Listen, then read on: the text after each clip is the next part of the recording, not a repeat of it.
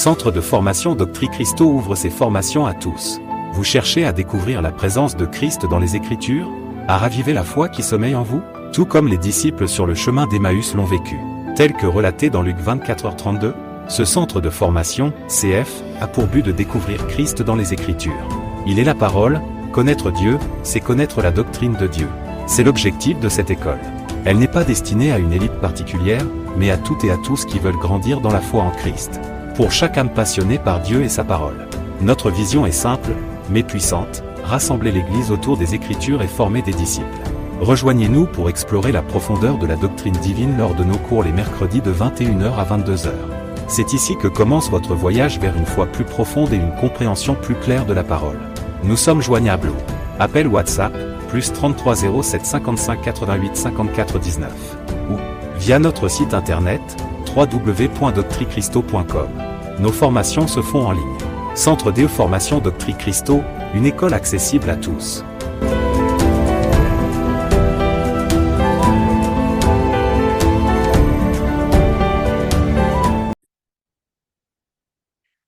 Donc, nous sommes à la troisième partie de ce grand thème.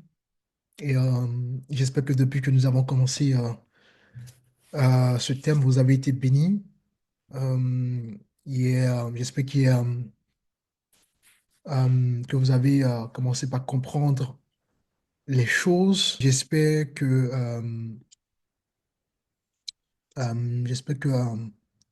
voilà, vous avez surtout été encouragés de voir que c'est une grâce d'être enfant de Dieu. C'est vraiment une grâce. Et, à comprendre ces choses, ça nous pousse encore à connaître ce merveilleux Dieu. Donc voilà, je ne vais pas faire un résumé de tout ce qu'on a déjà vu. J'estime que voilà, vous avez pris le temps de revoir les choses. Donc voilà, aujourd'hui, ça va être tout simplement la continuité. Et d'ailleurs, même la dernière partie de ce cours, donc on va peut-être dépasser un petit peu le temps, mais on va quand même terminer ce soir par la grâce de notre Dieu. Alors, vous aurez compris que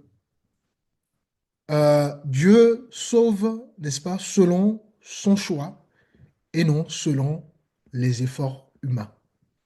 Nous avons largement pris le temps de développer tout ça et que nous ne sommes pas devenus chrétiens parce que nous avons des caractéristiques qui ont poussé Dieu de nous choisir. Nous ne sommes pas devenus chrétiens parce que nous sommes plus meilleurs. Nous ne sommes pas devenus chrétiens parce qu'on est plus intelligent. Nous ne sommes pas devenus chrétiens parce qu'on a apporté quelque chose. Voyez-vous, tous ont péché et sont privés de la gloire de Dieu. Donc l'humanité, n'est-ce pas, est privée de la gloire de Dieu. Mais il a plu à Dieu. Il a plu à notre grand Dieu. Dans son dessein, dans sa justice, dans sa sagesse, de choisir, n'est-ce pas, des uns et des autres pour accomplir tout simplement son plan. Et donc, la loi, au temps de la loi, il y avait des sacrifices, il y avait des observations rituelles, voyez-vous? Et ces sacrifices ou ces observations rituelles n'ont jamais sauvé l'homme. Quand vous regardez le parcours de nos ancêtres sous la loi, aucun homme n'a réussi à rentrer dans les standards de Dieu. Parce que la chair ne peut pas atteindre la dimension spirituelle. La chair, n'est-ce pas, elle aime le monde. Elle aime les choses du monde. Elle aime le péché, la chair. Voyez-vous, voilà pourquoi un être humain ne peut pas décider, n'est-ce pas, de sa propre initiative, de sa propre décision, n'est-ce pas, pouvoir toucher le ciel, pouvoir aller au ciel. Voyez-vous, parce que, comme la parole le dira, la chair est ennemie de Dieu. Donc, ne faites pas confiance à la chair. La chair ne va jamais vous encourager à prier. La chair ne va jamais vous encourager à jeûner. La chair ne va jamais vous encourager à persévérer dans la foi. En revanche, si vous êtes né de nouveau, vous avez, n'est-ce pas, été régénéré. Et donc, l'esprit qui est en vous, c'est lui qui va vous pousser à aimer les choses du ciel. C'est lui qui va vous pousser, n'est-ce pas, à dompter votre nature charnelle. C'est lui qui va vous pousser à prier. C'est lui qui va vous pousser à jeûner. C'est lui qui va vous pousser à aimer inconditionnellement. C'est lui qui va vous pousser à persévérer, etc., etc. Voilà pourquoi la Bible dit que la chair est faible, mais l'esprit est disposé. Voyez-vous, la chair, elle est faible, mais l'esprit de Dieu, l'esprit régénéré, pardon, que nous avons reçu, lui, il est disposé. Et donc, lui, il faut qu'il soit nourri par justement votre vie de foi pour justement vous amener à être des fils et des filles, n'est-ce pas, qui obéissent à la parole. Donc, les sacrifices et les rituels sous la loi, c'était en fait des préparations, c'était des signes, c'était l'ombre, voyez-vous, portant vers sacrifice, voyez-vous, qui est bien évidemment le sacrifice de Christ. Donc, euh, la, les observations de la loi, elles préparaient déjà des événements futurs. Voyez-vous, elles préparaient déjà la nouvelle alliance. Et la nouvelle alliance, n'est-ce pas? On ne peut pas parler d'alliance s'il n'y a pas justement d'effusion du sang. Quand on parle d'alliance, on parle justement du sang. C'est le sang qui vient sceller justement une alliance. Donc, il fallait le sang de Jésus pour purifier l'humanité. Et dans la loi, en, en attendant le sang de Jésus, ben, on utilisait le sang des animaux. On utilisait le sang des animaux. Donc, lorsque dans la loi, sous la loi, les hommes transgressaient les commandements de Dieu, comment ils faisaient pour pouvoir continuer à marcher avec Dieu? Ben, il fallait qu'ils sacrifient des animaux. Donc, le sang des animaux était un remède temporaire permettant justement aux hommes et aux femmes de cette époque-là, de cette, comment dirais-je, de ce temps-là, de pouvoir marcher avec le Dieu. Quand quelqu'un péchait, quand quelqu'un faisait des choses qui ne glorifiaient pas Dieu, il fallait qu'il offre à Dieu un sacrifice. Donc, il y avait les prêtres, les sacrificateurs qui étaient là pour justement, euh, qui étaient au service de Dieu par rapport à toutes ces choses-là. Donc, le sang qu'utilisaient nos ancêtres sous la loi et n'était pas définitif. Voyez-vous, à chaque fois, si aujourd'hui quelqu'un péchait, il fallait qu'il offre un sacrifice à Dieu. Demain, même chose, jusqu'à la fin de sa vie. Donc, tout le temps, le peuple était dans un sacrifice, dans vraiment continuel, perpétuel. D'accord? Et d'ailleurs, nous allons lire le livre de Colossiens. Nous sommes dans Colossiens chapitre 2. Colossiens chapitre 2.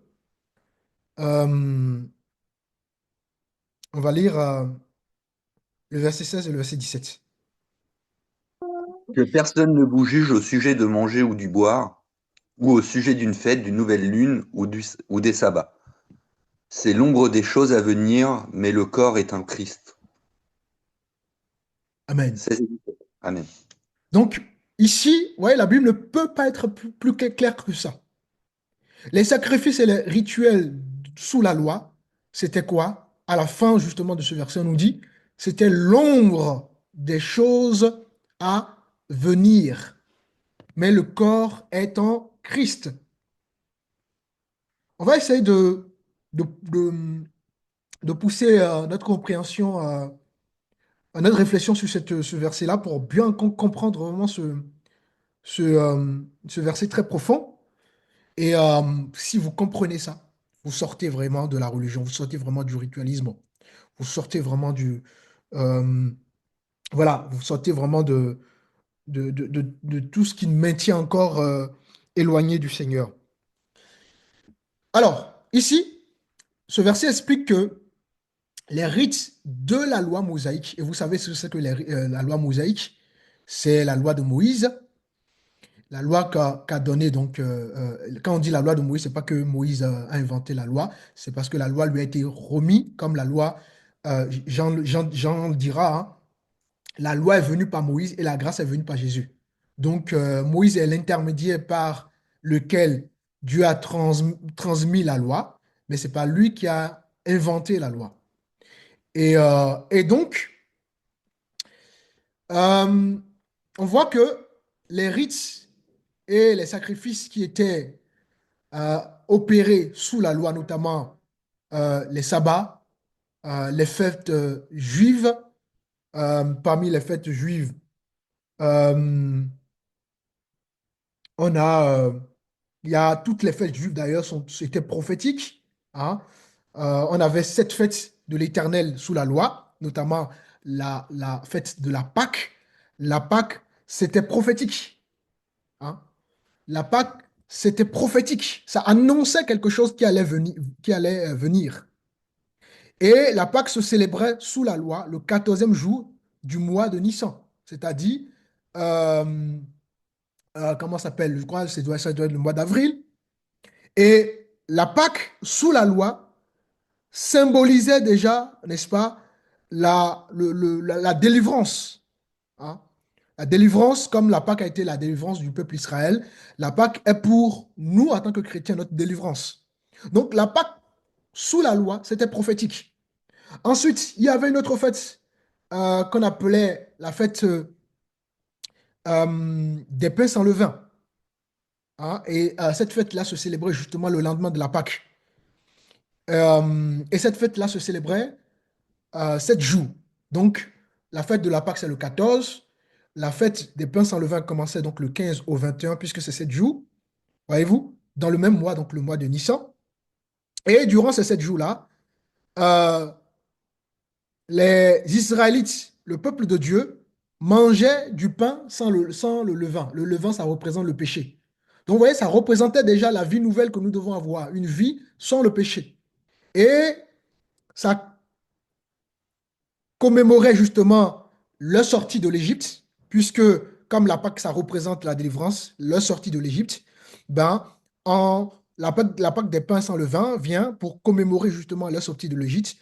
Et ça permettait au peuple de, de, de comprendre et vraiment la grâce qu'ils ont obtenue de pouvoir être libérés véritablement du fardeau de l'Égypte, de pouvoir être libérés des corvées de l'Égypte, comme nous, quand Dieu nous touche du monde, vraiment Dieu nous sort du système du monde, Dieu nous sort voilà, de notre ignorance, Dieu nous libère et quand on comprend ça, on est reconnaissant vis-à-vis de Dieu.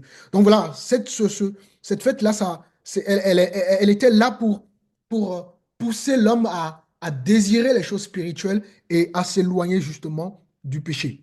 Et nous savons que notre modèle, c'est Jésus. Voyez-vous, Jésus est né à Bethléem. Et rien que le fait que Jésus soit né à Bethléem, c'est prophétique. Ça signifie, le mot Bethléem, par exemple, ça signifie la maison du pain. Vous voyez que déjà dans la loi, toutes les choses qui se faisaient avaient un sens, avaient une vision prophétique, avaient une portée prophétique. Même le choix du nom, les actes que posaient les Israélites n'étaient que l'ombre des choses à venir. Donc, même le lieu où Jésus est né, n'est-ce pas, était déjà prophétique. Comme je vous disais, Bethléem signifie la maison du pain. Et, euh, et donc voilà. Ensuite, il y avait d'autres fêtes. Il y avait la fête de mémoire, je crois, après juste la fête des pains sans levain, il y a les fêtes des prémices de mémoire. La fête des prémices, c'était également une fête prophétique. D'accord? La fête des prémices, le peuple apportait ses prémices aux sacrificateurs. C'est-à-dire que, euh, par exemple, les cultivateurs devraient donner aux sacrificateurs les premiers-nés de leurs fruits.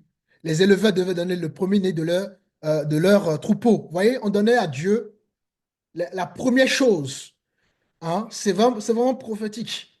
Il fallait donner d'abord à Dieu avant de pouvoir faire autre chose. C'est un peu comme aujourd'hui, voilà, si j'ai mon salaire, il faut que je pense à Dieu. Au moins, voilà, essayer de dire, bon, voilà, moi, je vais prendre telle somme pour faire évoluer l'œuvre du Seigneur. Vous voyez, c'est pas que l'argent, ça nous parle aussi de notre vie. D'accord? Il faut d'abord se donner à Dieu premièrement, il faut tout donner à Dieu premièrement. Il faut suivre Dieu, il faut obéir à Dieu d'abord. Vous voyez? Donc, la fête des prémices, ça poussait le peuple juif à positionner, à mettre au premier rang d'abord le Dieu. Et ensuite, bien évidemment, venaient euh, les autres choses. Donc, cette fête déjà préfigurait la résurrection du Seigneur, bien évidemment Jésus. Vous voyez? Pourquoi? Parce qu'il est le premier à naître d'entre les morts. Le seul Dieu qui est mort et ressuscité, c'est Jésus. Il n'y a aucune religion en Dieu qui soit mort et ressuscité. Donc, voilà un peu la préfiguration, le sens prophétique de cette fête. Après les prémices viendra la fête de la Pentecôte. Et voilà, la Pentecôte qui est l'effusion du sang sous la loi et sous la grâce. La Pentecôte, on a vu lorsque les 120 Galiléens se sont retrouvés pour prier, l'Esprit va descendre sur eux. Hein, ça, c'est la Pentecôte. Donc, ouais, les fêtes voilà, avaient vraiment une portée prophétique. Ensuite, il y avait voilà, la fête de la trompette, il y a la fête des expiations, la fête des tabernacles, toutes ces fêtes, c'est cette fête que célébrait le peuple juif sous la loi et avait une portée prophétique. Mais nous, si on ne comprend pas ça, on va encore demeurer dans ces fêtes-là, alors que on vient de lire justement dans le livre de Colossiens que c'était quoi? L'ombre des choses à venir. Donc, tout ce qui était sabbat, tout ce qui était fête, vient de voir les sept fêtes, tout ce qui était lié comment dire, aux aliments purs et aux aliments impurs, toutes ces choses-là n'étaient que l'ombre des choses à venir, c'est-à-dire une préfiguration. Hein, ça avait un sens symbolique, si vous voulez. Et voilà. Si je reprends, que personne, donc, ne vous juge au sujet du manger. Parce qu'effectivement, sous la loi, les Israélites ne pouvaient pas manger n'importe quoi. Voyez-vous, aujourd'hui, bah non, on n'est plus limité à ça. Vous voyez, le sang de Christ est venu tout purifier. Donc, on peut tout manger. Pas comme les gens qui disent non, je ne mange pas le porc parce que la loi. Non, c'est fini tout ça. Si tu veux manger du porc, tant que tu ne sais pas interdit, si ton médecin t'a pas interdit cela, ou bien si t'es pas allergique à cela, il n'y a pas de problème, tu peux manger. Il n'y a plus de barrière. Tout a changé. Voyez-vous? Donc, que personne ne vous juge au sujet du manger ou du boire ou à propos d'une fête. Vous voyez, tout a changé. D'une nouvelle lune ou des sabbats. C'était quoi? L'ombre des choses à venir. Et quelqu'un peut me lire le verset 17 qui suit, s'il vous plaît?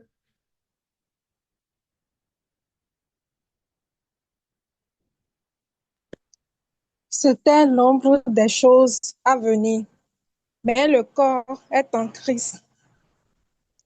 Qu'aucun Donc, homme sous c'est une... bon. Donc, on nous dit que le corps est quoi? Est en Christ, les amis. Et c'est quoi le corps? C'est quel corps qu'on parle ici? Ben, on parle justement du corps de Christ. Nous sommes le corps de Christ. Nous sommes les membres du corps de Christ. Chacun est un membre du corps de Christ. Voyez-vous? Donc, les ombres montraient quoi? La direction. Les ombres montraient que Christ, justement, est la substance. Christ viendra remplacer toutes ces choses que faisaient nos ancêtres sous la loi. Et donc, nous qui vivons non plus sous la loi, mais sous la grâce, c'est fini les fêtes, c'est fini les interdictions, c'est fini les vêtements. Je vous disais, rappelez-vous, la dernière fois, je vous parlais justement des vêtements des prêtres d'aujourd'hui.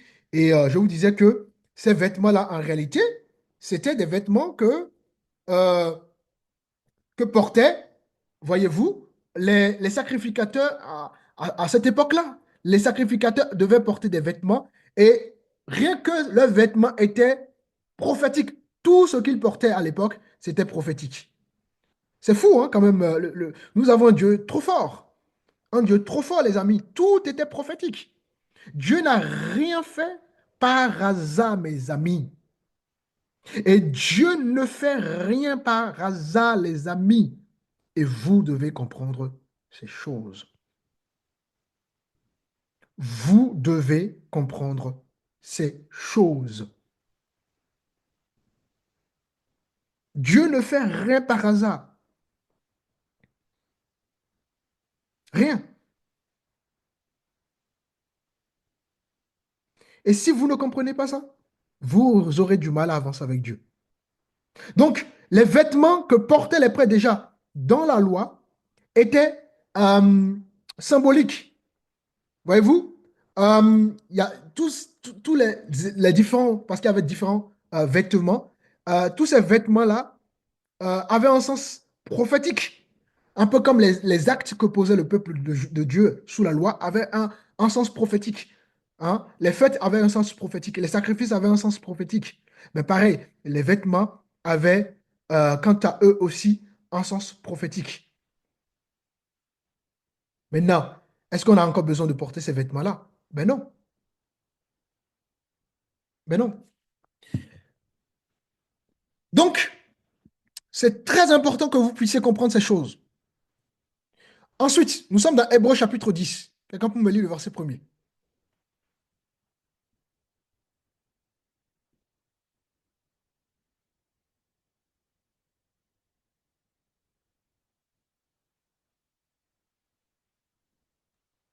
En effet, la loi qui possède du nombre des biens à venir et non l'exacte représentation des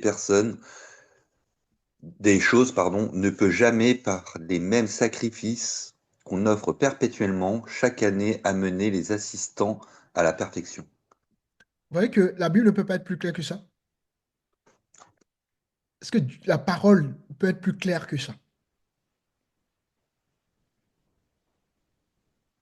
Là, on nous dit que les sacrifices d'animaux sous la loi, on nous dit que ces sacrifices-là étaient quoi? Étaient des images imparfaites du sacrifice parfait, justement, de Jésus. C'était des sacrifices, mais qui préfiguraient déjà, d'accord, ce qui allait venir pour remplacer ces choses. Donc, les sacrifices déjà sous la loi étaient imparfaits. C'était un remède temporaire que Dieu a permis, d'accord, pour maintenir, donc, pour permettre au peuple d'avoir une relation avec lui. Mais ça ne les sauvait pas. Les sacrifices ne les amenaient pas à être sauvés, ou du moins à être agréables au Seigneur. Vous voyez? Les sacrifices ne supprimaient pas les péchés, par exemple. Alors que la venue du Messie, donc le Christ, ben, Christ, lui, il est l'accomplissement justement, l'accomplissement définitif justement de cette ombre. Et par son sang, nous recevons, n'est-ce pas, une solution définitive, à savoir le pardon de notre péché. Voilà pourquoi Jean-Baptiste dira, voici l'agneau de Dieu qui ôte le péché du monde. Donc c'est le sang de Jésus qui pardonne le péché des uns et des autres. Or, sous la loi, le sang des animaux n'avait pas cet effet-là. C'était pas possible. Donc, les choses qui se faisaient sous la loi, c'était temporaire. C'était tout simplement imparfait, imparfaite. Ensuite, nous sommes dans Hébreux chapitre 8. Le livre d'Hébreux vraiment parle beaucoup de ça. Hein. Donc, alors, nous sommes dans le chapitre 8, le verset 5.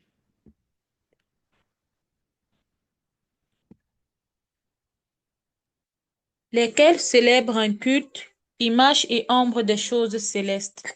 Selon que Moïse en fut divinement averti lorsqu'il allait construire le tabernacle, et soin lui fut, dit-il, de faire tout d'après le modèle qui t'a été montré sur la montagne.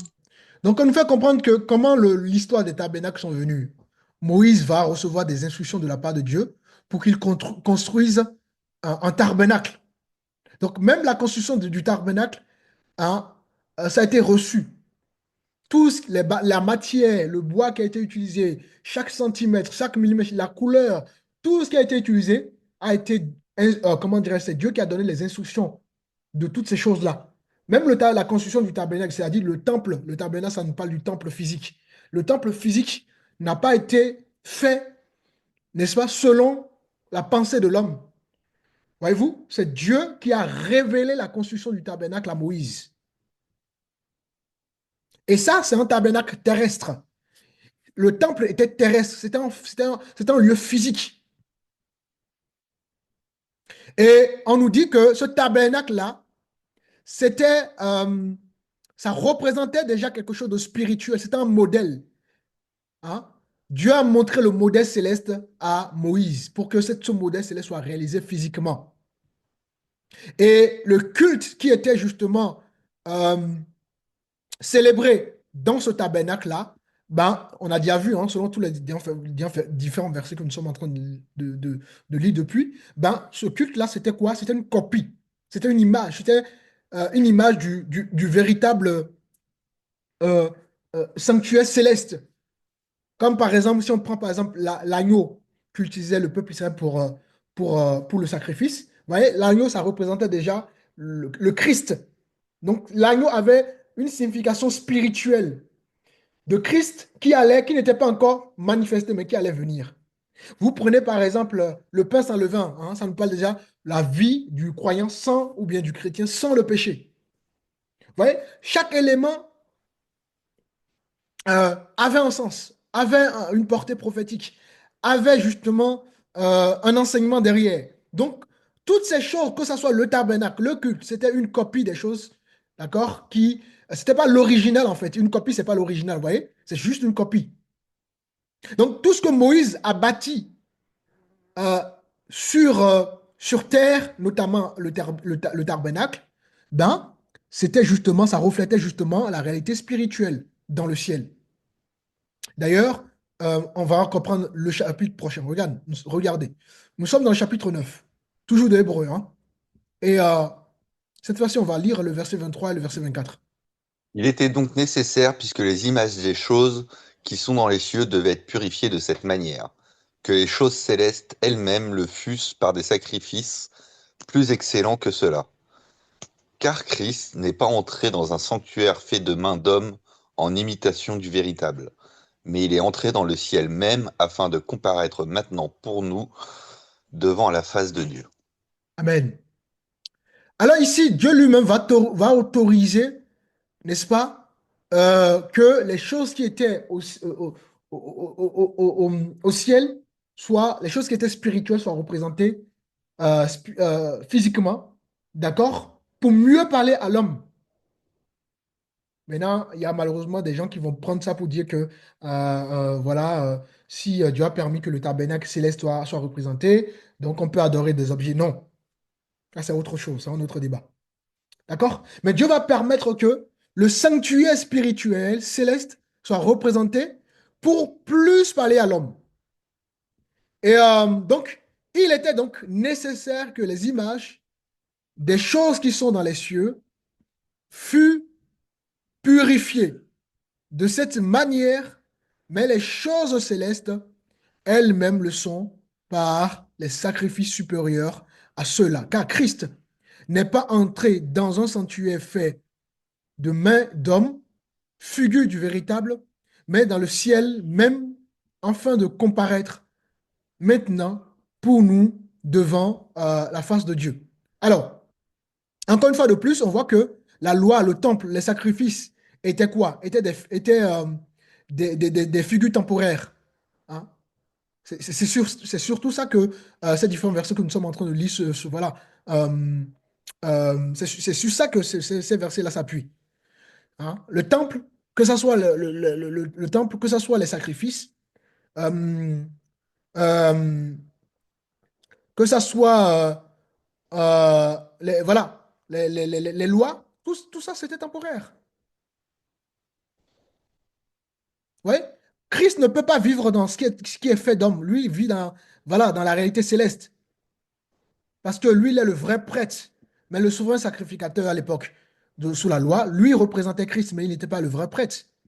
Les sacrificateurs, voilà, le service que rendaient les sacrificateurs n'était pas un service véritable. Ce service, le lavage des mains, le lavage des pieds, toutes ces choses-là, bah, c'était symbolique, c'était prophétique, ça avait une portée prophétique. Donc pourquoi nous voulons encore utiliser ces choses?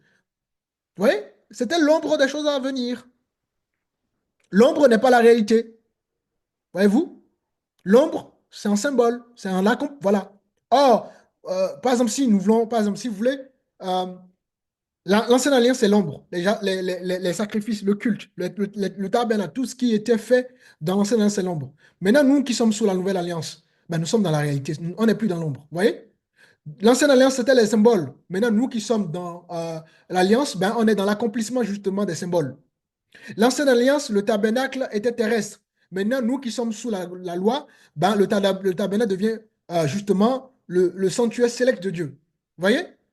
Sous l'ancienne alliance, le sang des animaux, ben, euh, c'est fini. Nous maintenant, euh, le sang de Jésus nous a nettoyé, nous a lavé. Ça a changé. On n'a plus besoin des animaux. Vous voyez, sous la loi, les sabbats, les fêtes, tout ça, ça a changé. Aujourd'hui, nous qui sommes sous la loi, ben, on est dans le repos justement, parce que le sabbat, c'est le repos, hein. Donc, on est dans le repos du Seigneur et on est dans une vie, on est dans la vie de Christ. Et voilà, il n'y a plus de sacré, il n'y a plus de sabbat, il n'y a plus de... Tout a changé. Mais alors, qu'est-ce que font certaines communautés? Qu'est-ce que font les églises, certaines églises aujourd'hui? Ils sont encore, n'est-ce pas, sous le joug de la loi, alors que la loi, l'alliance a changé. Donc, les ombres annonçaient, vous aurez compris, la lumière.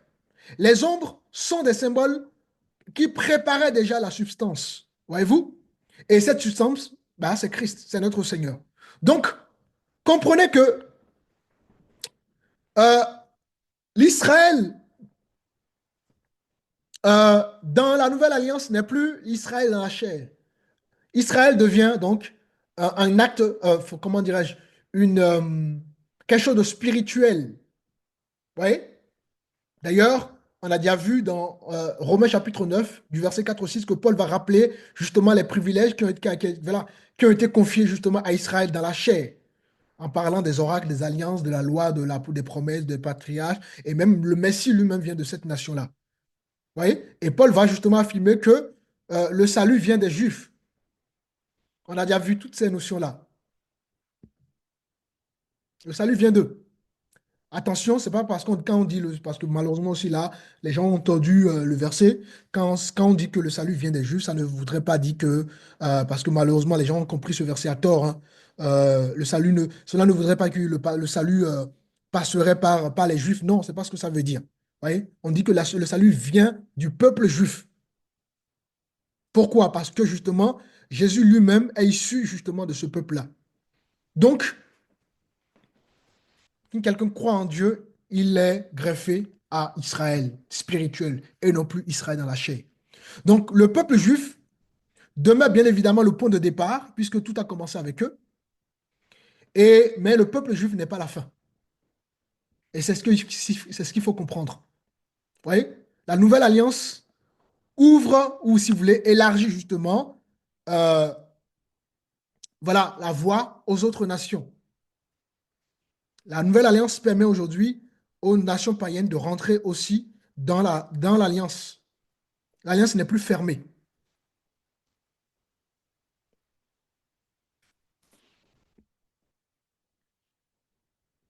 L'alliance n'est plus fermée. Gloire à Dieu. Euh, Il y a un verset qui me vient à l'esprit là. On va prendre Jean chapitre 4.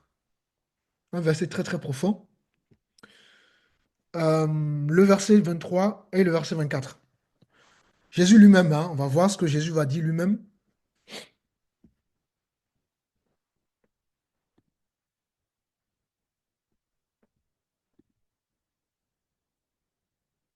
Jean chapitre 4, le verset 23 au verset 24. Mais l'heure vient, et elle est déjà venue, où les vrais adorateurs adoreront le Père en esprit et en vérité, car ce sont les adorateurs que le Père demande. Dieu est Voilà. esprit, et il faut que ceux qui l'adorent l'adorent en esprit et en vérité. Voilà. Dieu est quoi? Dieu est esprit, les amis. Dieu est esprit. Et donc, Dieu veut des adorateurs qui l'adorent en esprit. Hein? Dieu est esprit. Et donc, il cherche des adorateurs en esprit et en vérité. Ici, Jésus parlait ici avec une femme qui s'appelait donc la femme samaritaine. Et ils étaient au bord d'un puits. Et donc, la femme va demander à Jésus dans quel lieu il faut adorer. Voilà d'où la conversation va commencer. Et Cette femme samaritaine va dire à Jésus, faut-il adorer en Jérusalem? Pourquoi elle dit ça? Parce que sous la loi, c'était à Jérusalem qu'il fallait adorer. Le temple de Dieu était à Jérusalem. Donc, cette femme-là va demander à Jésus, est-ce voilà, est-ce que c'est à Jérusalem qu'il faut adorer ou à la montagne qu'il faut adorer? Et la réponse de Jésus, ça va être, voilà, ça va être révélateur. Jésus répond à cette femme-là et il lui dit, le lieu où donc vous allez désormais adorer, ben, ce n'est plus à Jérusalem. Donc, c'est-à-dire, ce n'est plus dans un temple, ce n'est plus ni sur la montagne, mais dans l'esprit du chrétien que Dieu se révèle. C'est en esprit dorénavant que nous allons adorer Dieu. D'accord? Donc, et il dira, Dieu est esprit.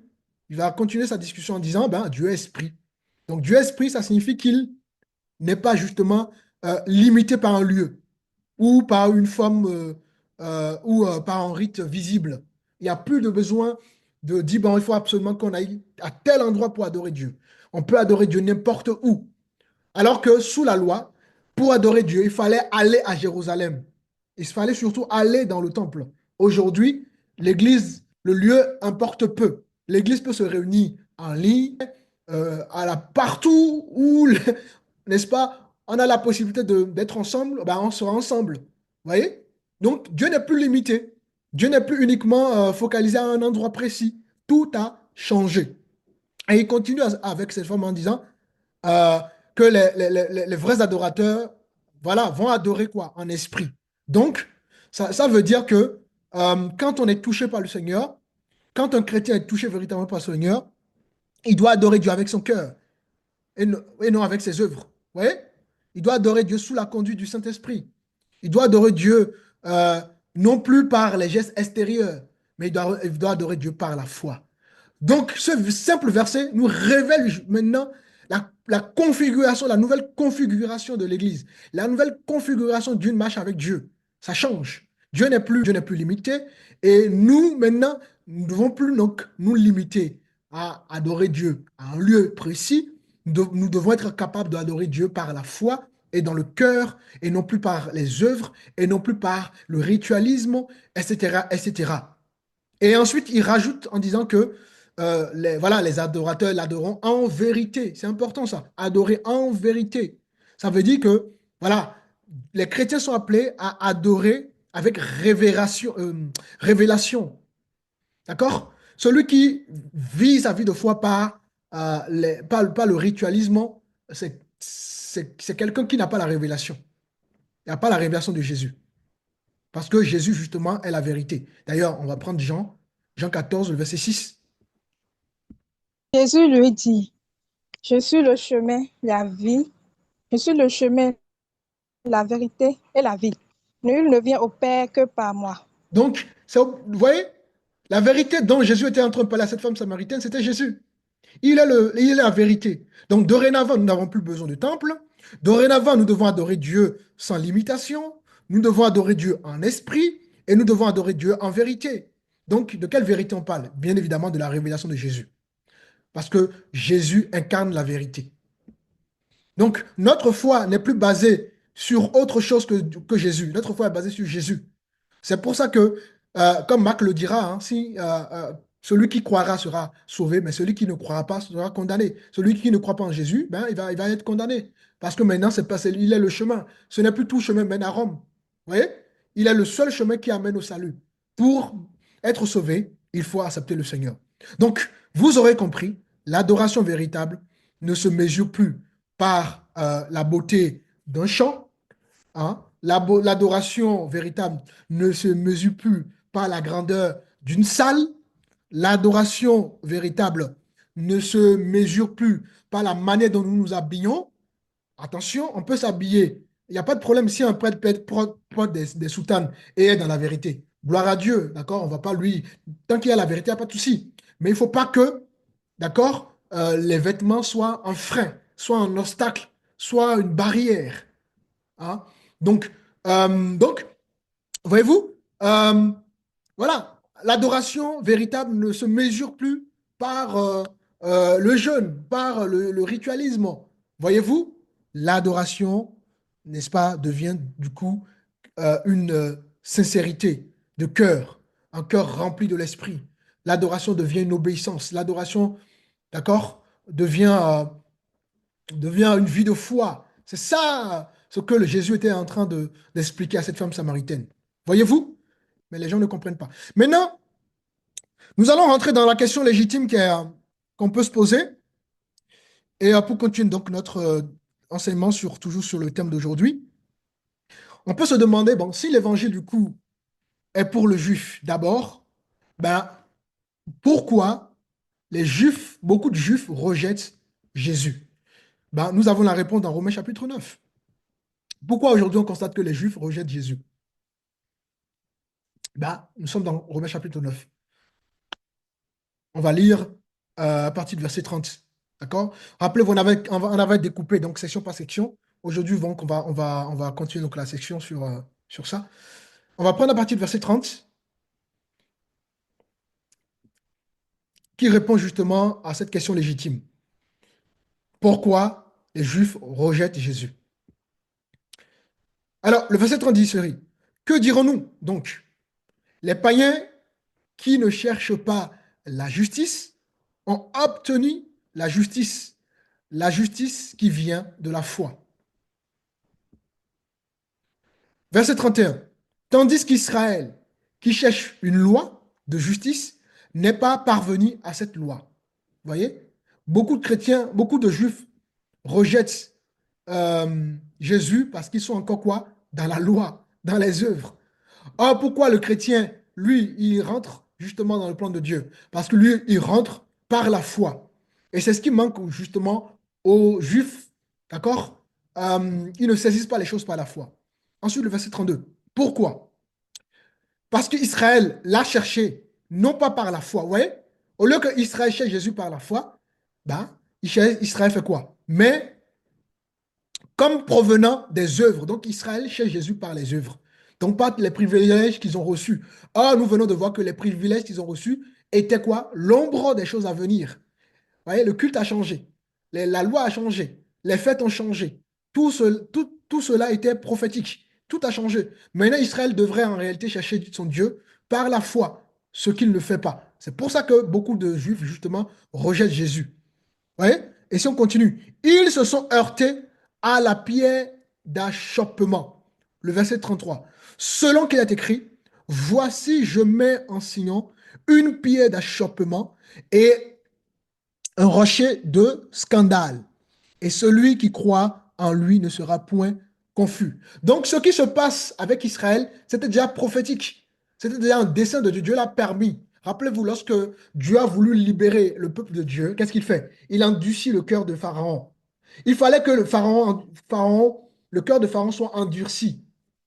Et quand Moïse ira auprès de Pharaon et qu'il va demander à ce que son peuple soit, enfin, Pharaon libère le peuple le peuple de Dieu, Pharaon va refuser. Et Dieu a permis ça pourquoi? Pour éclater sa gloire. Dieu a permis que Pharaon refuse pour montrer sa gloire. Vous voyez? Donc même le cœur de Pharaon, car Pharaon qui était un païen, son cœur était déjà entre les mains de Dieu. Donc vous devez comprendre que le cœur de tout le monde est entre les mains de Dieu. Dieu est au contrôle de l'histoire. Il a toujours été au contrôle de l'histoire. Nous avons vu, rappelez-vous, on a vu quand on avait parlé de la souveraineté de Dieu, rappelez-vous, on avait abordé Méthusalem. Et Méthusalem, rien que son nom était prophétique.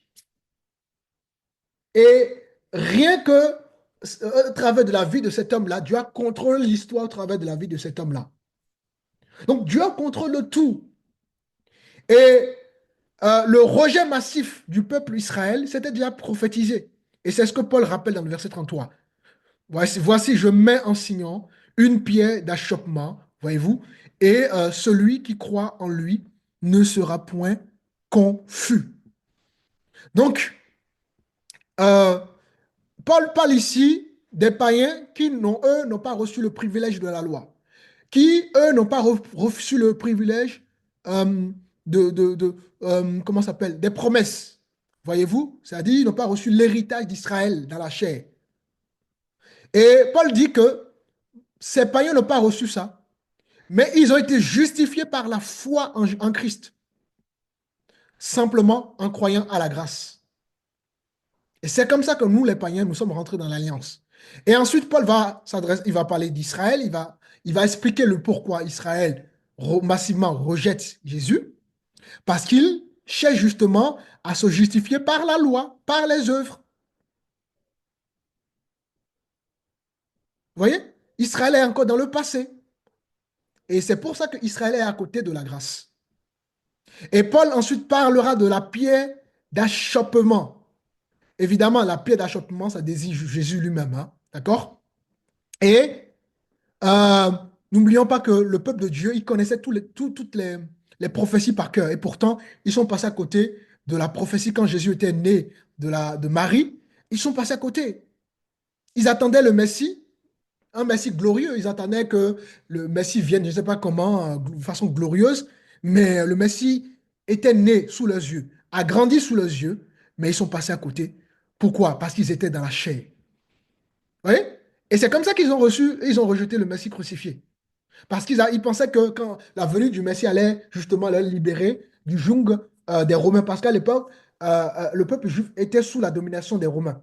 Donc pour eux, ils voyaient les choses politiquement, hein, alors que Jésus est venu pour sauver les âmes. Jésus est venu pour notre péché et non pour nous libérer des réalités de la vie. Et tout ça a fait que ce peuple-là est passé à côté de leur propre Messie. Hein, ils ont pris des années, des siècles à étudier la prophétie, ils connaissaient les prophéties par cœur. Et pourtant, quand la prophétie s'est manifestée, ils se sont passés à côté de cette prophétie-là. Et ce que Paul est en train de dire, c'est simplement une prophétie, hein, on peut prendre. C'est dans le livre d'Ésaïe 58. Ésaïe 8, pardon. On va aller voir.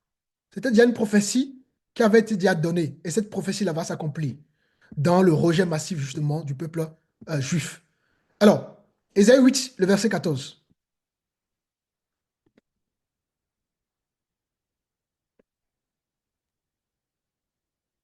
Et il sera un sanctuaire, mais aussi une pierre d'achoppement, un rocher de scandale pour les deux maisons d'Israël, un filet et un piège pour les habitants de Jérusalem. Voilà. Vous voyez, donc Dieu avait déjà, n'est-ce pas, tout ce qui se passe, c'est sous le contrôle de Dieu. Il n'y a rien qui échappe à Dieu. Donc, il fallait que ce peuple-là soit endurci pour que nous puissions rentrer dans l'alliance. De la même manière qu'il fallait que Jésus, Dieu, endurcisse le cœur justement de Pharaon pour que son peuple soit libéré. Nous sommes dans 1 Pierre chapitre 2. 1 Pierre chapitre 2, on va lire à partir du verset 6. Car il est dit dans l'Écriture, voici je mets en Sion une pierre angulaire, choisie, précieuse, et celui qui croit en elle ne sera point confus. L'honneur est donc pour vous qui croyez, mais pour les incrédules, la pierre qu'ont rejetée ceux qui bâtissaient est devenue la principale de l'angle, est une pierre d'achoppement et un rocher de scandale. Continue jusqu'au verset 8. Ils s'y heurtent pour n'avoir pas cru à la parole, et c'est à cela qu'ils sont destinés. Voilà. Est-ce que la Bible peut être encore plus claire, les amis? On ne peut pas construire une vie sans Dieu. On ne peut pas construire une église sans Dieu. Le peuple s'est heurté à justement un pied d'achoppement parce qu'il a rejeté son Messie. Et c'est le même principe qui continue jusqu'à aujourd'hui. Les églises qui se bâtissent sans Dieu, n'est-ce pas, voilà, ils se heurtent à une pierre d'achoppement parce que Christ est la tête de l'église. On ne peut pas bâtir son foyer sans Dieu. On ne peut pas bâtir la société sans Dieu. On ne peut pas bâtir une église sans Dieu. Vous voyez? Et c'est ce qui se passe. Plus nous allons rejeter Jésus, plus nous allons être, voilà, nous allons faire face justement à cette pierre d'achoppement. Vous voyez? Le fondement du salut, les amis, ben, c'est Jésus. C'est Jésus. Jésus doit être dans tout, dans notre vie. Dans tout. Et ce peuple, en parlant de ce peuple-là, c'est parce qu'ils ont rejeté le Messie que justement, voilà, la révélation est devenue une pierre d'achoppement pour eux. Ils ont du mal à saisir la chose. Ils ont du mal à rentrer dans la révélation. Et nous qui étions par contre des étrangers, ben Dieu nous a fait grâce de pouvoir rentrer par la foi. Attention, d'accord? Il ne faut pas, parce que nous sommes dans l'alliance, mépriser ce peuple-là. Non. Attention. Il ne faut pas être dans l'orgueil spirituel. Il ne faut pas être dans ces choses-là. Donc, à chaque fois que nous allons bâtir des vies, des projets, des églises sans Christ, sans révélation, ben on va être religieux, on va être dans la chair. On va être confronté justement à cette pierre d'achoppement. La Bible ne peut pas être plus claire que ça, les amis. Christ est le fondement de tout. Tout est christocentrique. Sans Christ, il n'y a pas de vie. Hein? Dieu n'a pas créé les choses pour les êtres humains. Rien n'a été créé pour l'homme. Aujourd'hui, les églises veulent mettre tellement l'homme au centre. Rien n'a été créé pour l'homme. Dieu a créé tout pour son Fils. Son Fils. Et chaque respiration appartient à Christ. Chaque vie appartient à Christ. Tout appartient à Christ. Maintenant, nous sommes Amen, dans Romains amen. chapitre 10, le deuxième chapitre. Et nous allons voir le vœu de l'apôtre Paul. On va lire du verset 1 au verset 4. D'accord? J'ai pas entendu, pasteur. Vous pouvez redire? Romains chapitre 10, du verset 1er au verset 4.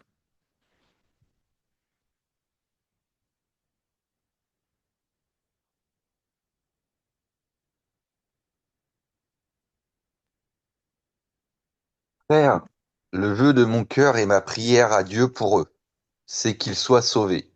Je leur rends le témoignage qui ont du zèle pour Dieu, mais sans intelligence, ne connaissant pas la justice de Dieu et cherchant à établir leur propre justice, ils ne sont pas soumis à la justice de Dieu.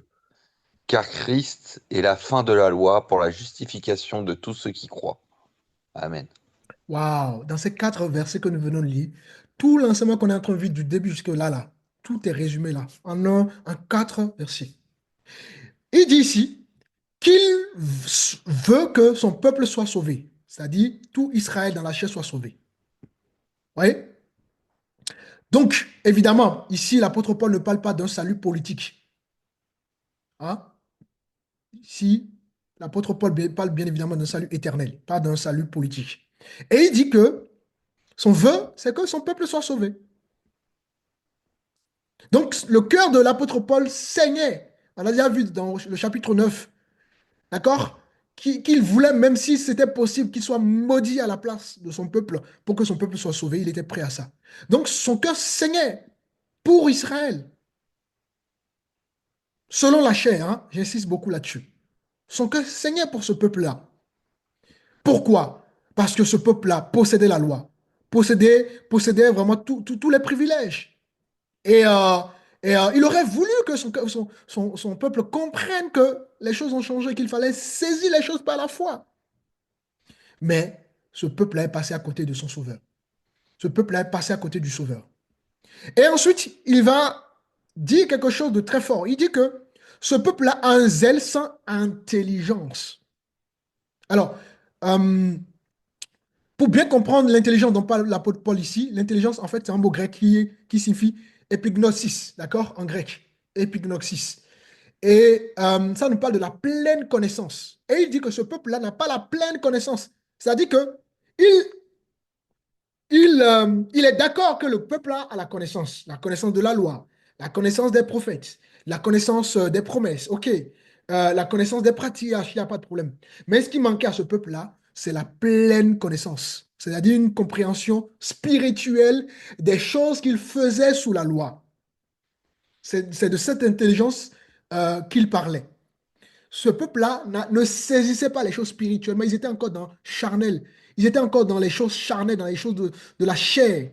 Ils n'ont pas saisi la portée prophétique, la portée, le sens préfiguratif, d'accord, euh, des, euh, des promesses, des privilèges qui leur avaient été confiés. Et, euh, et c'est ça qui fait que ce peuple-là a rejeté son Messie. C'est ça qui fait que ce peuple-là, n'est-ce pas, n'est pas rentré dans l'alliance.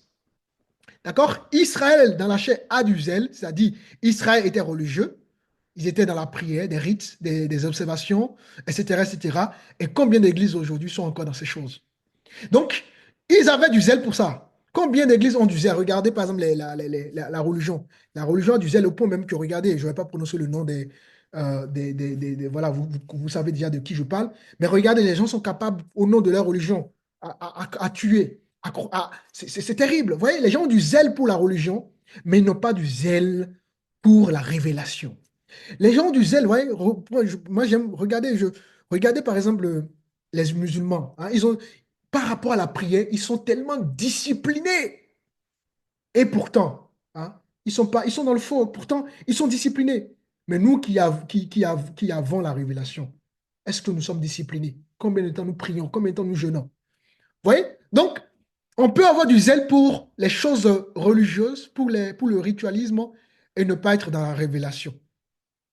Et c'est ce qui se passe avec ce peuple-là. Ce peuple avait justement du zèle religieux, mais il n'avait pas justement la révélation.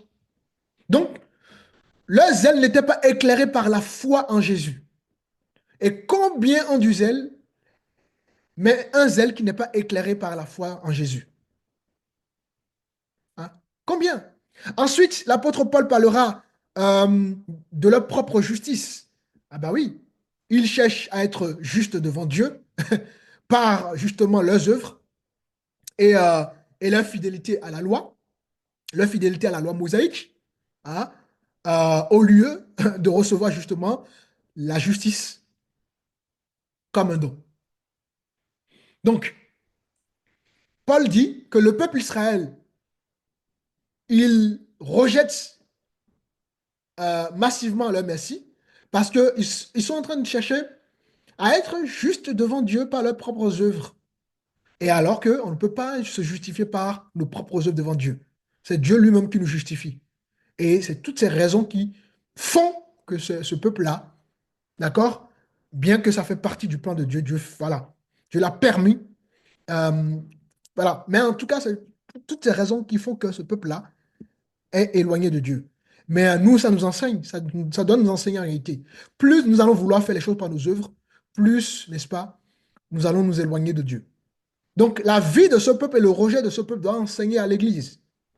Mais est-ce que cette vie-là, ce rejet-là, est-ce que les églises sont enseignées? Non, les églises d'aujourd'hui veulent être remplies, veulent être des méga églises, remplies, des églises somptueuses, des églises où il y a des écrans géants, où les chaises sont en or. Je n'ai rien contre ça. Si une église est dans la vérité, pourquoi pas? Il n'y a pas de problème. D'accord? Mais on ne peut pas abandonner la vérité où on ne peut pas vivre dans ces choses au détriment de la vérité. Et c'est ce qui tue nos églises. Combien d'assemblées, hein, sont encore dans le ritualisme? Hein? Combien? Si Dieu a justement rejeté son propre peuple, est-ce que vous pensez que Dieu ne peut pas nous rejeter? Vous pensez que Dieu ne peut pas nous mettre à part? S'il a mis à part son propre peuple, pardon, vous pensez que Dieu il le fera pas? Donc l'histoire d'Israël devrait en réalité enseigner l'Église. Le rejet d'Israël devrait enseigner l'Église. Le parcours d'Israël devrait enseigner l'Église. Voyez? Ensuite, Paul parle toujours dans le livre de Romains 10, là. Il dit que Christ est la fin de la loi. Waouh! Est-ce que vous comprenez ça? Christ est la fin de la loi. De quelle loi? Ben, tout ce qu'on a vu précédemment. La venue de Christ Amen, met amen. fin au ritualisme. La venue de Christ met fin, n'est-ce pas, aux choses religieuses. La venue, n'est-ce pas, de Christ met fin aux œuvres. Dorénavant, n'est-ce pas, c'est l'esprit qui prend le dessus. La vie, on l'a déjà vu, hein, Jésus dira à la femme samaritaine, n'est-ce pas, que Dieu est esprit. Et Dieu veut des adorateurs, Dieu veut des adoratrices qui le cherchent en esprit. Donc, plus de limitation et en vérité. Donc, en parlant de, bien évidemment de son fils, donc Jésus. Et c'est important que vous puissiez comprendre ces choses. Donc, Jésus est l'accomplissement final de la loi. Il est venu il n'est pas venu pour supprimer la loi, il a accompli la loi. Comme la loi, personne ne pouvait accomplir la loi pour être juge devant Dieu. Il fallait que lui, il vienne pour accomplir la loi, enfin qu'il soit la fin de la loi, pour que justement une nouvelle alliance soit établie. Parce que quand on parle d'alliance, ben, l'alliance est liée par un sang. D'accord? Ben, il fallait que justement Jésus soit crucifié pour que son sang soit versé. Mais au moment où Jésus vivait avec son peuple, le peuple ne voyait pas toutes ces choses-là. Même quand Jésus a été crucifié, ils n'ont pas vu, ils ont vu que c'est le Messie que les prophètes ont annoncé, un Messie crucifié, alors qu'il y avait une réalité spirituelle derrière. Vous voyez? Donc, la foi, ça se comprend par la révélation. Ça se comprend par les choses spirituelles. Tout ce que la loi annonçait, la justice humaine, le sacrifice, la sanctification, toutes ces choses que faisait le peuple Israël dans la loi, voyez-vous, toutes ces choses vont trouver donc trouvent son aboutissement dans l'œuvre de Christ, puisque Christ est la fin de la loi. D'ailleurs, Paul ira encore plus loin. Nous sommes regardons, il ira encore plus loin par rapport à ces explications. Romains chapitre 2.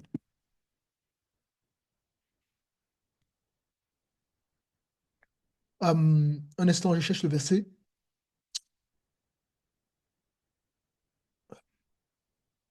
Le verset 28 et le verset 29. Regardez.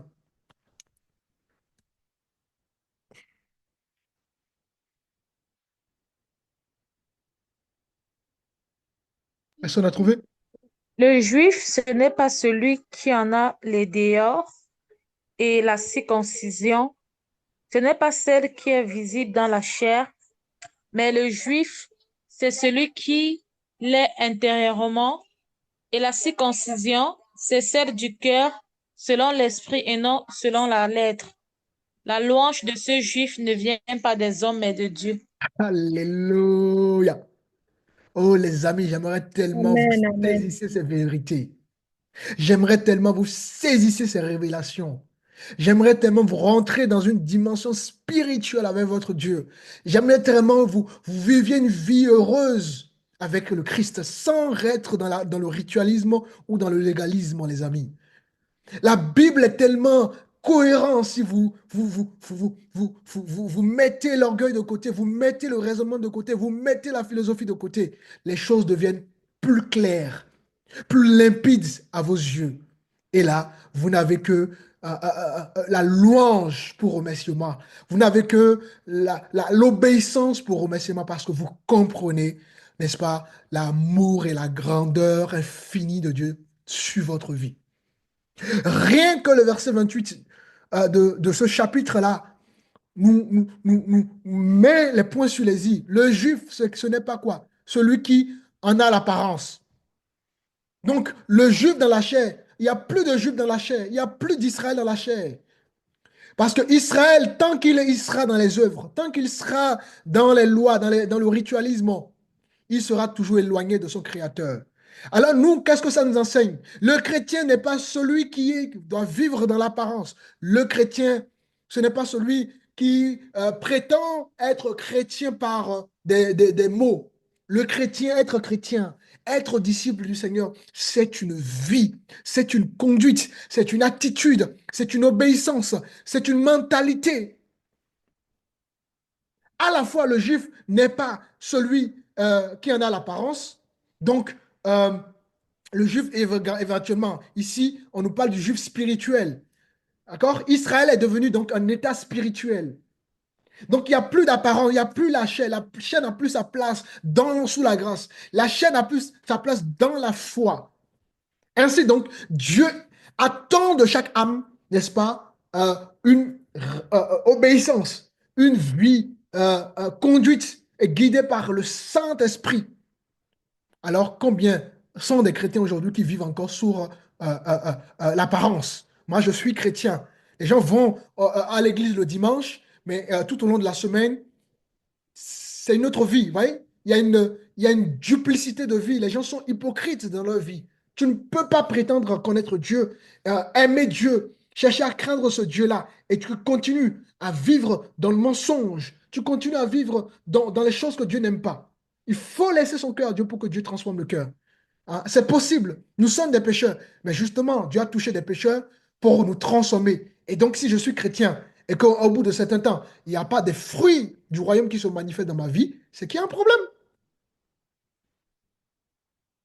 Et il dit encore, et la circoncision, La circoncision, ce n'est pas celle qui est quoi? Visible dans la chair. Sous la loi, pour faire partie du peuple Israël, il fallait la circoncision. L'étranger devrait se circoncire. Vous voyez, on circoncisait le mâle, donc l'homme, au 8e jour. Et un étranger qui voulait faire partie du peuple Israël devrait devait passer par la circoncision. Et aujourd'hui, pour faire partie du peuple de Dieu sous la loi, voilà, on voyait, c'était pas la chair. Maintenant, pour faire partie du peuple de Dieu, ça a changé. Les choses ont changé. Et verset 29 dira, mais le juif, c'est celui qui l'est intérieurement. Donc, nous sommes devenus justes à cause de la foi. Le chrétien qui est chrétien, ben, c'est intérieurement. Vous voyez? La circoncision, c'est celle du cœur. Vous voyez? La foi, c'est dans le cœur maintenant, c'est plus dans les œuvres, selon l'esprit et non selon la lettre. La louange de ce juif ne vient pas des hommes, mais de Dieu. Donc, notre vie spirituelle, notre intimité avec le Seigneur, si elle découle d'une œuvre humaine, si elle découle de nos efforts humains, jamais nous ne serons agréables à Dieu. Jamais et à grand jamais. Donc, vous voyez que l'apôtre Paul ici renverse la conception charnelle, hein, justement de l'appartenance au peuple de Dieu. Tout a changé, les amis. Il ne s'agit plus d'un titre ethnique. Il ne s'agit plus, n'est-ce pas, d'un rite extérieur. Voyez-vous? Il s'agit d'une réalité spirituelle. L'Église, c'est une réalité spirituelle. L'appartenance à Dieu, dorénavant, c'est une réalité spirituelle. Le juif, ce n'est pas celui qui en a à l'apparence. Donc, être descendant d'Abraham, selon la chair, ne garantit pas le salut. La loi a changé, l'alliance a changé. Dieu regarde maintenant au cœur. D'accord? Dieu ne regarde plus maintenant à la généalogie. Dieu ne regarde plus maintenant aux rites. Dieu ne regarde plus maintenant aux œuvres. Dieu regarde au cœur.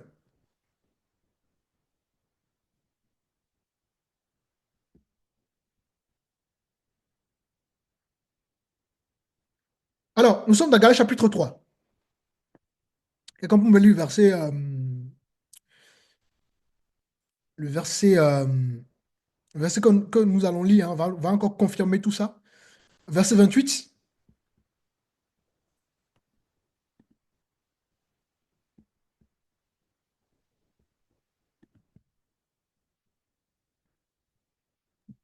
Il n'y a ni juif ni grec, il n'y a plus ni esclave ni libre, il n'y a plus ni homme ni femme, car tous vous êtes en Jésus-Christ. Alléluia! Waouh! Quelle est la puissance de la parole? Amen, amen. Et on va bien décortiquer ce verset parce que malheureusement, ce verset-là, parfois, les gens ont tordu ce verset-là. Waouh, waouh, quelle vérité. Vous voyez, ça résume encore tout ce que nous venons de voir. Vous voulez quoi d'autre? La Bible ne peut pas être plus claire que ça. Donc, sous la nouvelle alliance, il y a ni, il n'y a plus ni juif ni grec. Il n'y a plus ni esclave ni libre. Il n'y a plus ni homme ni femme. Car vous êtes tous en Jésus-Christ. Alors, on va étudier point par point. C'est très important. Nous allons prendre le premier point. Alors, on nous dit ici qu'il n'y a plus ni juif ni grec. Qu'est-ce qu'on comprend? On comprend que la foi en Jésus-Christ, la foi en notre Seigneur, efface quoi? Efface les barrières ethniques, efface les barrières religieuses. Mhm. Donc, il n'y a plus question de dire, moi, je soutiens Israël. Je ne soutiens pas Israël. Parce que je soutiens Israël parce que c'est le peuple de Dieu. Si tu dis ça, c'est parce que tu n'as pas compris que Israël n'est pas le peuple de Dieu. Le peuple de Dieu, c'est Israël spirituel. Évidemment, Israël dans la chair. Quand on dit c'est pas le peuple de Dieu, vous comprenez ce que je veux dire, c'est que euh, euh, Israël s'est élargi maintenant. Ce n'est plus simplement une question d'ethnique, en fait. Ce n'est plus une question biologique. D'accord? Donc, rien que ça, il n'y a plus ni juif ni grec. Ça brise les barrières ethniques, ça brise les barrières religieuses. Mais qu'est-ce que nous constatons dans notre époque aujourd'hui? Il y a encore toujours les barrières ethniques. Il y a encore toujours les barrières religieuses. Et c'est terrible. Le salut n'est plus réservé à Israël selon la chair. C'est fini ça. Le salut est maintenant réservé à quiconque croit, quiconque a la foi, quiconque met sa foi dans le Seigneur. Et d'ailleurs, en parallèle, nous prenons Romains 10, qu'on peut lire le verset 10, un pas par ce point, rapidement. Romains 10, le verset 12.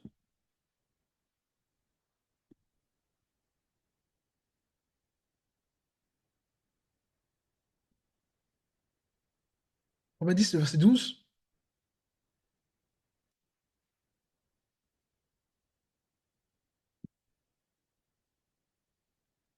Il n'y a aucune différence, en effet, entre le juif et le grec, puisqu'ils ont tous un même Seigneur, qui est riche pour tous ceux qui l'invoquent. Vous voyez, donc voilà, le verset qui vient résumer un peu ce point-là. Il n'y a plus ni juif ni grec. Donc Romains 12 ne peut pas être plus clair que ça. Il n'y a aucune différence entre quoi? Le juif et le grec. Donc Israël dans la chair et le païen. Il n'y a plus de différence. L'Église maintenant est constituée de juifs dans la chair qui ont cru au Seigneur Jésus-Christ et qui manifestent la foi. Et également aux païens qui ont cru au Seigneur Jésus-Christ et qui manifestent la foi. Donc, il n'y a plus de différence entre le juif dans la chair et le païen. Car, n'est-ce pas, nous avons un même Seigneur. Voilà. Et voilà, le même Seigneur pour tous. Ensuite, deuxième point. Il n'y a plus d'esclaves, enfin, il n'y a plus ni esclaves ni libres. Penchons-nous un peu aussi sur ce deuxième point, qui est un point aussi intéressant. Qu'est-ce qu'on comprend tout simplement? On comprend que dans le royaume de Dieu, dans la nouvelle alliance, hein, parce qu'on parle de la nouvelle alliance et non plus de la loi, dans la nouvelle alliance, ben, il n'y a plus de distinction sociale. Les distinctions sociales, ben, justement, disparaissent. Alors que sous la loi, je vous disais que, par exemple, les sacrificateurs devaient porter des habits, voilà, et le peuple ne pouvait pas prier, le peuple ne pouvait pas louer Dieu. C'était les sacrificateurs qui faisaient tout ça à la place du peuple. Aujourd'hui, chacun peut aller, chacun peut prier, chacun peut louer Dieu, chacun peut jeûner, chacun peut chercher son Dieu. Vous voyez? Donc, il n'y a plus de séparation. Évidemment, Dieu a établi les autorités spirituelles pour conduire son peuple, pour nourrir son peuple, pour faire grandir son peuple. Mais chacun, même quand quelqu'un est converti aujourd'hui, il peut aller prier. Même si quelqu'un est converti aujourd'hui, il peut jeûner. Dieu va entendre ses prières. Alors que sous la loi, ce n'était pas comme ça. Hein, le peuple de Dieu ne pouvait pas prier. Il fallait que tout passe par les sacrificateurs.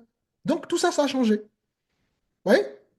Et ensuite, on nous parle, on nous dit qu'il n'y a plus d'esclaves, il n'y a plus de libres. Faut savoir que dans la loi, il y avait des esclaves. Hein? Et il y avait des maîtres. Ben, il faut savoir que sous la loi, les esclaves n'ont pas les mêmes droits que les maîtres. Mais aujourd'hui, que ce soit l'esclave, que ce soit le maître, ben, tous les deux sont eux, égaux devant Dieu. C'est ce que ça signifie. Vous voyez? Ils sont tous les deux cohéritiers de la grâce. Donc, l'esclave et le maître sont donc devenus cohéritiers de la grâce. Sont tous égaux maintenant devant Dieu, alors que sous la loi, ce n'était pas ainsi. Et d'ailleurs, j'ai un verset encore qui confirme cela. Éphésiens. Éphésiens chapitre 6, le verset 9.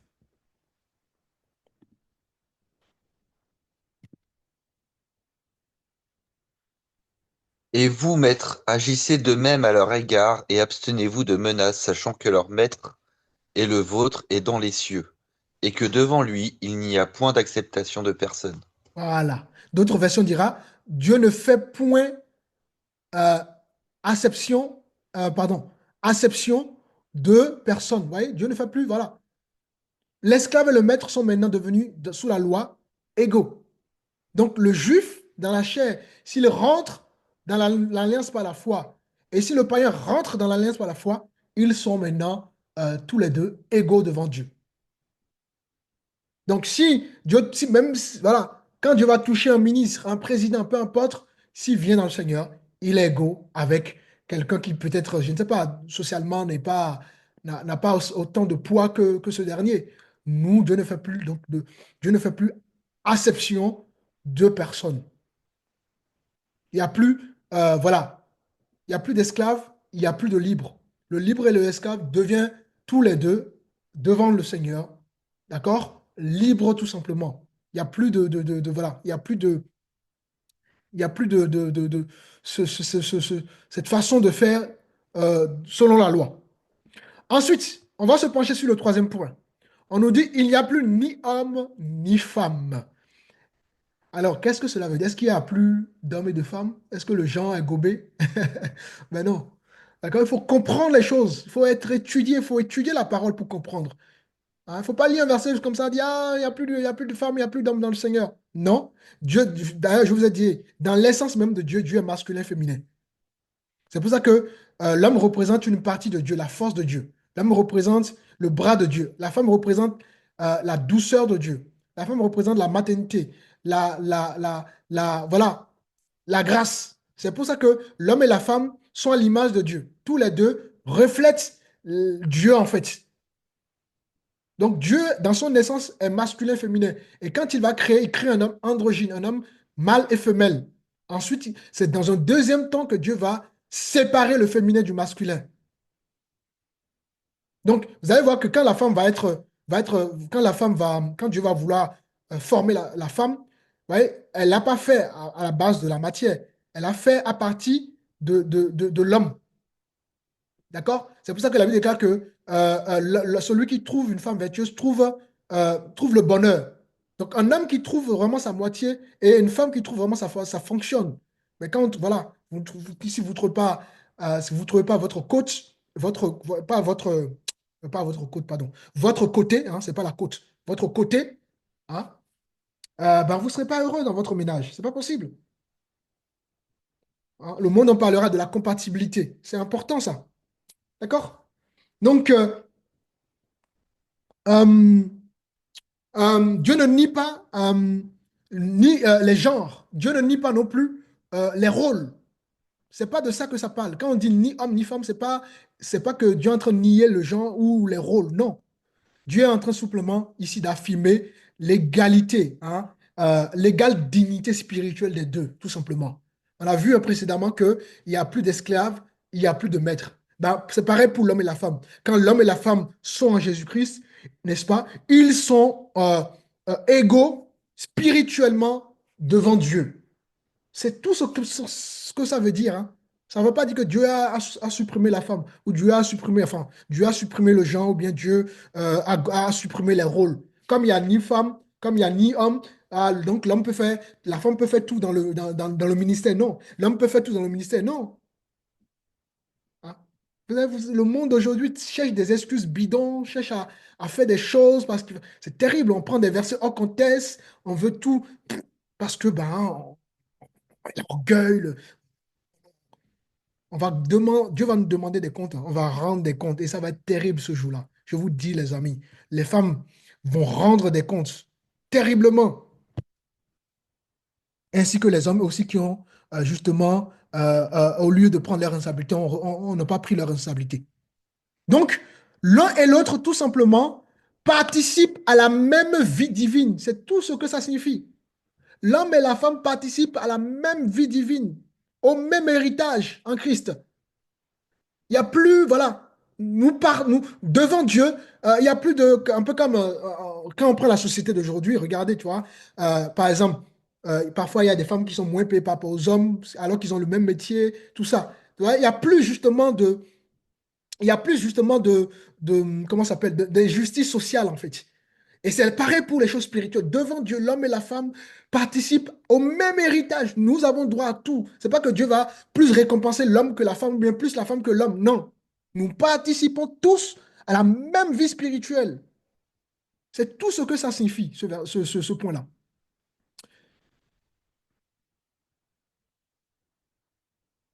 On est tous en Jésus-Christ. Hein?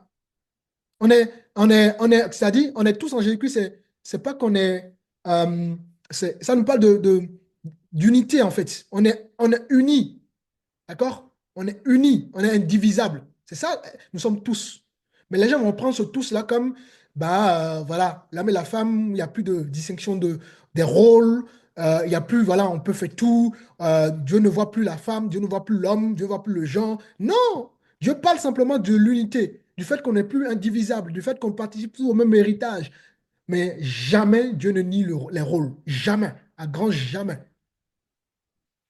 La preuve, Jésus lui-même, quand il arrive, qu'est-ce qu'il choisit comme apôtre? C'est des hommes qu'il a choisis comme des apôtres. Pourquoi il n'a pas choisi, il n'a pas fait l'équilibre, il n'a pas choisi 5 femmes et 5 hommes, à votre avis? Vous voyez? Nous avons des exemples concrets, palpables, mais nous voulons toujours prendre la parole, philosopher la parole, tordre la parole. Non, voilà, regardez rien que la vie de Jésus lui-même. Est-ce que pour autant on dit que la femme n'a pas un rôle? La femme a un rôle très, très important. D'ailleurs, je suis en train j'espère pouvoir, ça fait, bon, je pense que j'ai dit annoncer, je ne sais pas si je l'ai annoncé. Euh, non, j'en parlerai pas. J'en parlerai pas. Alors, donc, vous aurez compris, hein, l'homme et la femme participent au même héritage, à la même vie spirituelle. Et le fait qu'on dit que bah, nous sommes tous unis en Jésus, bah, ça nous parle du fait qu'on est unis, c'est-à-dire qu'on est indivisible. Parce que le thème grec qui est utilisé, c'est bon, c'est un mot barbare, hein. Même la prononciation, c'est compliqué. Mais le thème grec qui est utilisé, ça signifie être uni, d'accord? Être indivisible. Donc l'unité du corps de Christ, si vous voulez, d'accord? Il n'y a plus de division, il n'y a plus de, voilà. Nous sommes unis dans la différence. Il y a pas, c'est pas être, c'est pas de, c'est pas qu'on, Dieu ne gomme pas la différence voilà. Vous voyez, quand chacun vient avec sa personnalité, on n'est pas unis, l'autre va prendre la personnalité de l'autre. Non, nous avons tous un timbre de voix différent. Nous sommes tous différents. Donc, voilà, c'est l'unité dans la différence. C'est de ça que c'est de ça qu'il s'agit. D'accord? Sous l'ancienne alliance, il y avait les murs de séparation, hein. Les juifs et les païens, il y avait les hommes et les femmes, il y avait les prêtres et le peuple. Et maintenant, sous la nouvelle alliance, ben, il n'y a plus tout ça. La croix a tout justement renversé. C'est ça ce que ça signifie, hein. L'Église n'est pas une, comment dirais-je, une, une mosaïque de clans. D'accord? L'Église n'est plus dans l'appartenance ethnique. Hein, on voit encore des églises aujourd'hui, il n'y a que des Camerounais, que des Français de souche, que des Arabes, que ceci. Non, l'Église n'est plus dans ces choses-là. N'est-ce pas? La foi a transcendé les races. La foi a transcendé voilà, tout ce qui peut être barrière. Nous avons Dieu des nations. Dans une église, il doit y avoir toutes les nationalités. Il y a un seul corps maintenant, un seul esprit. On a une seule foi. On a un seul enseignement. C'est ce que ça signifie. En Christ, les différences demeurent, comment dire, les différences demeurent. Dieu ne change pas les différences. Dieu ne change pas les personnalités, mais ce que Dieu fait, c'est qu'il voilà, il va nous unir. D'accord? Il unit les gens dans la diversité. D'accord? C'est ce qu'il fait. Il met les gens ensemble malgré leurs différences. Donc, euh, les- les, l'Église doit comprendre ça. Et si l'Église ne comprend pas ça, bah, c'est dangereux. On va prendre Éphésiens chapitre 2. Comme je vous disais, comme c'est la fin, je vais prendre quelques minutes, d'accord, pour finir cette partie et on va finir sur tout ça. Donc, on va prendre encore quelques temps. Éphésiens chapitre 2, verset 19.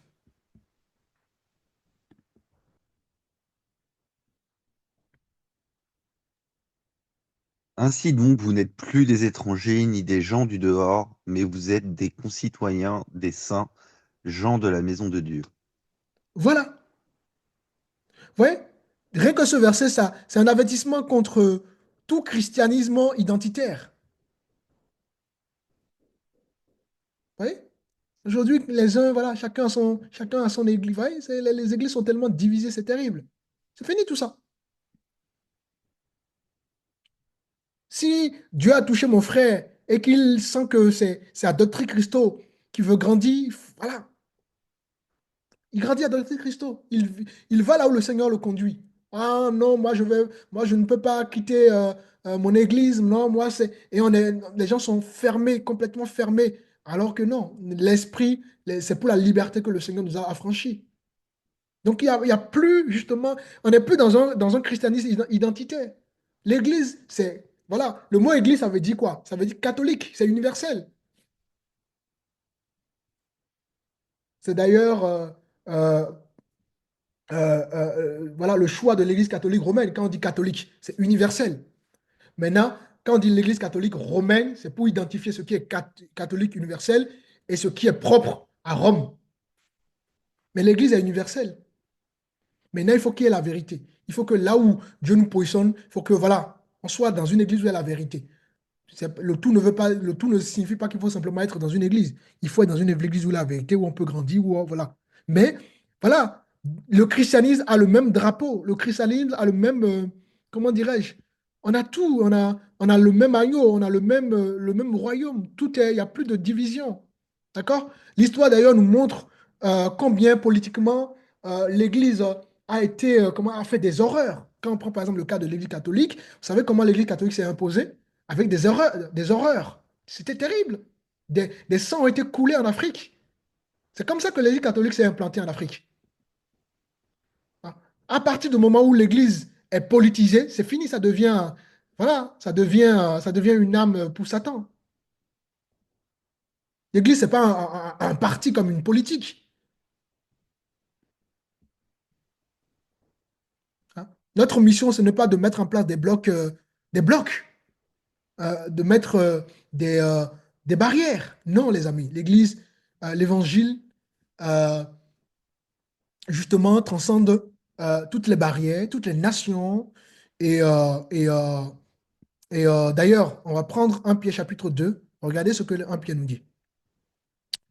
Au moment où il faut qu'on comprenne ça. Il faut vraiment qu'on saisisse ça. 1 Pierre chapitre 2, verset 9.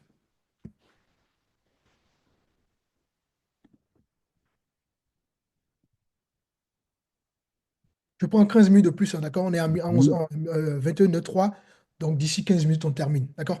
Alors, vous, Vous, au vous, au contraire, contraire, vous êtes une race élue, un sacerdoce royal, une nation sainte, un peuple acquis, afin que vous annonciez les vertus de celui qui vous a appelé des ténèbres à son admirable lumière. alléluia. Donc le vous ici, c'est qui?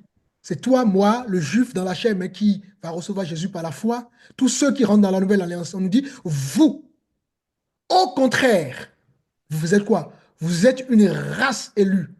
Waouh! Je ne sais pas si vous comprenez. Hein. Nous sommes une race élue. Le mot élu, en grec, sa signification en français, c'est descendance. D'accord? Ou, si vous voulez, lié. Donc, nous sommes une liée spirituelle. Ou voilà, les descendants spirituels, si vous voulez. Hein. Et la Bible dit, toi et moi, nous sommes élus. Nous sommes élus.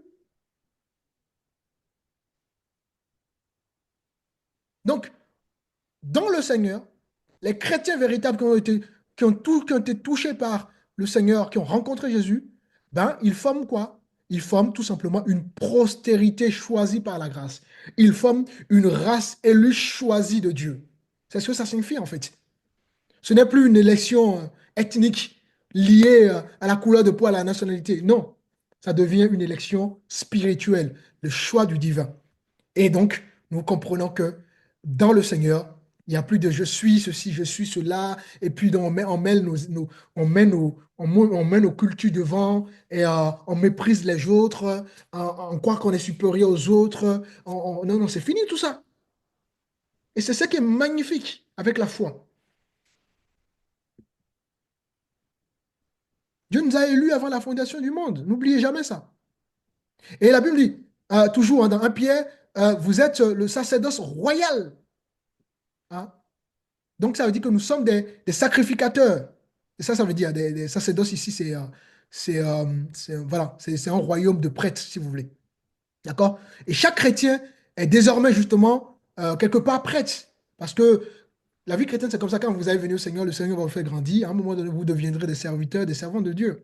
Donc, vous deviendrez des prêtres, des serviteurs, tout simplement. D'accord? Donc, voilà. Mais c'est ce que ça veut dire surtout, c'est que nous avons le libre accès à la présence de Dieu. Donc, chaque chrétien aujourd'hui a le libre accès à la présence de Dieu. Ce n'est plus une question de que les hommes de Dieu, non.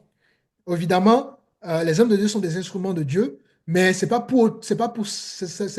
à cause de cela que vous n'avez pas le droit d'aller prier, d'aller jeûner. Non, vous pouvez aussi vous-même jeûner, prier, chercher votre Dieu. Maintenant, les hommes de Dieu sont là pour vous guider, pour vous faire grandir, pour vous faire connaître Dieu. Et ensuite, vous prenez votre autonomie. Alors que sous la loi, le peuple ne pouvait pas. Il fallait que les sacrificateurs fassent tout à la place du peuple. Maintenant, aujourd'hui, tout le monde, en tout cas, si nous acceptons le Seigneur, ben, nous avons libre accès, n'est-ce pas, à la présence de Dieu. Et voilà, c'est fort, c'est fort. Et la Bible continue, hein, nous sommes un peuple acquis, hein, un peuple, un peuple euh, acquis, enfin, ça nous parle de quelque chose qui est achevé, d'accord? Donc, ça nous montre que ben, euh, voilà, le sang de Jésus a vraiment abouti les choses, enfin, est venu à- apporter un aboutissement par rapport au plan de Dieu. Donc l'Église est vraiment, c'est un aboutissement voilà, des choses que Dieu a préparées d'avance.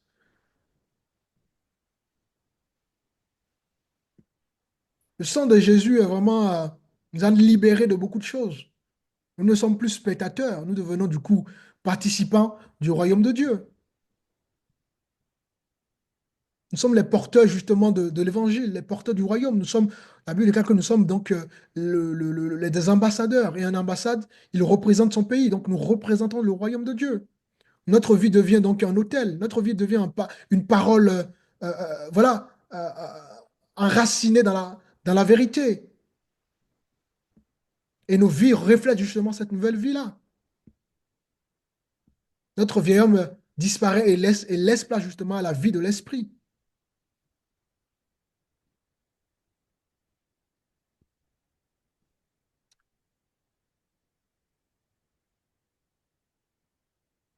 Nous sommes aujourd'hui le tabernacle du Seigneur. Le Saint-Esprit fait de notre corps son habitation. Waouh! Donc, ce grand Dieu vient habiter dans notre esprit. C'est fort quand même. Donc, il y a une réconciliation entre le ciel et la terre. Il y a une fusion, si vous voulez, hein, entre le ciel et la terre.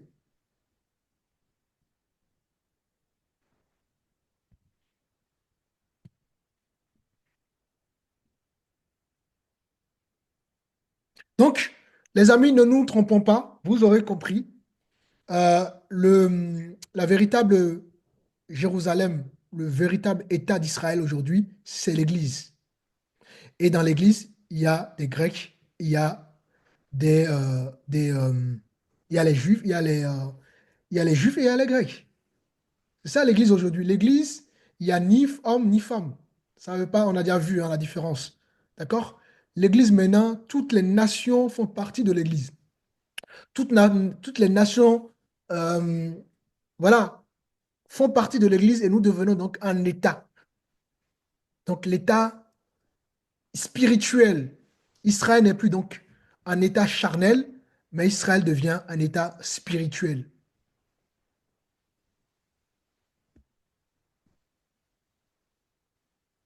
Et Dieu est au contrôle de l'histoire.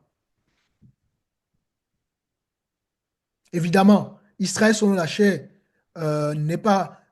voilà, Dieu va ramener son peuple à lui. Hein, quand toutes les nations vont entrer dans l'alliance, Dieu va ramener son peuple à lui. Hein, d'accord? Dieu n'a pas rejeté définitivement son peuple. Tout Israël, la Bible déclare que tout Israël se convertira.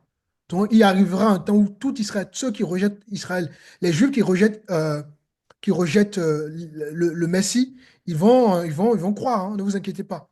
Tout le peuple sera sauvé. D'accord?